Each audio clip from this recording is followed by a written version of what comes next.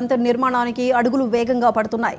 ఈ వంతెన నిర్మాణానికి కేంద్రం 98 కోట్ల నిధులు మంజూరు చేసింది. రోజురోజుకి పెరుగుతున్న ట్రాఫిక్ గుంటూరు నగరంలో వాహనదారులను ఇబ్బందులకు గురి చేస్తోంది.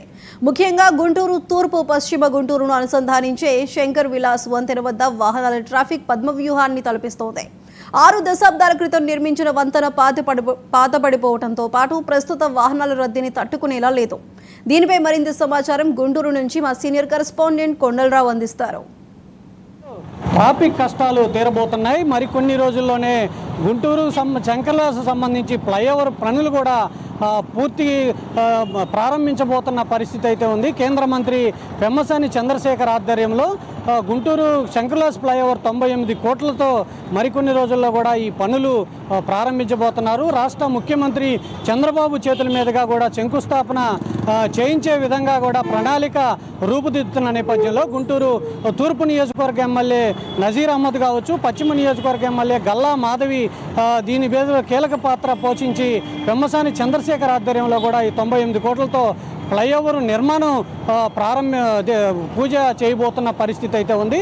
ఇప్పటికే కొన్ని సందర్భాల్లో ఏదైతే ఫ్లైఓవర్కి సంబంధించి పనులు కూడా మొదలైనవి, రోడ్డు విస్తరణ పనులు కూడా ఇవన్నీ చేస్తున్న నేపథ్యంలో మరికొన్ని రోజుల్లో ముఖ్యమంత్రి చంద్రబాబుతో కూడా ఈ పనులు ప్రారంభించిన నేపథ్యంలో ఇప్పటికే ఏదైతే షాపు యజమానులు కావచ్చు, కొంతమంది వీళ్ళందరికీ కూడా కాంపెన్సేషన్ కింద అమౌంట్ కూడా ఇవ్వటం జరిగింది. మరికొందరు కోర్టుకు వెళ్ళిన నేపథ్యంలో వాళ్ళని కూడా ఏకాభిప్రాయంతో వీళ్ళందరినీ కూడా సరిచేసి వీళ్ళందరినీ ఏకదాటికి తీసుకొచ్చి పనులు కూడా ప్రారంభించిన నేపథ్యంలో ఎప్పుడో 1960లో శంకర్లాస్ బ్రిడ్జి అప్పట్లో గుంటూరు తూర్పు నియోజకవర్గం పశ్చిమ నియోజకవర్గాన్ని కలుపుతూ శంకర్లాస్ బ్రిడ్జి నిర్మాణం జరిగింది.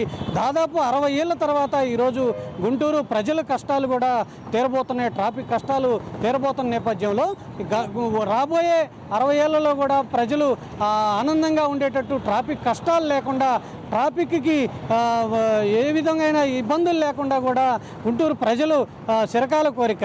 గతంలో ఏదైతే 2024లో ప్రభుత్వం అధికారంలోకి వస్తే ఖచ్చితంగా గుంటూరు శంకర్లాస్ ఫ్లైఓవర్ నిర్మాణం చేసి తీర్తామంటూ పెమ్మసాని చంద్రశేఖర్ మాట ఇచ్చి ఈరోజు మాట కట్టుబడిన నేపథ్యంలో ఇప్పుడు ఈ ఫ్లైఓవర్ పూర్తయితే ఎన్ని రోజులు పూర్తి చేస్తారనేది కూడా ఒక ప్రకటన చేయాల్సి ఉంది. ఎన్ని రోజులు పూర్తయినా ఈ ఫ్లైఓవర్ పూర్తయితే ప్రజల కష్టాలు అన్నీ తొలగిపోతాయి.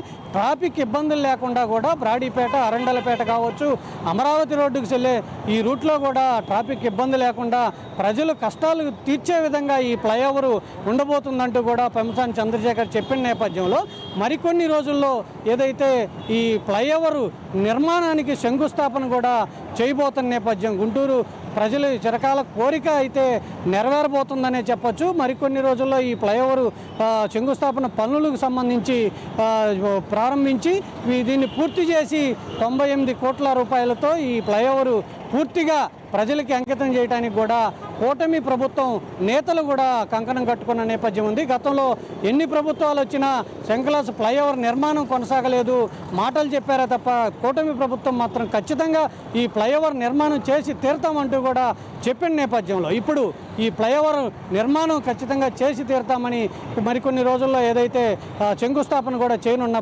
పరిస్థితి అయితే ఉంది.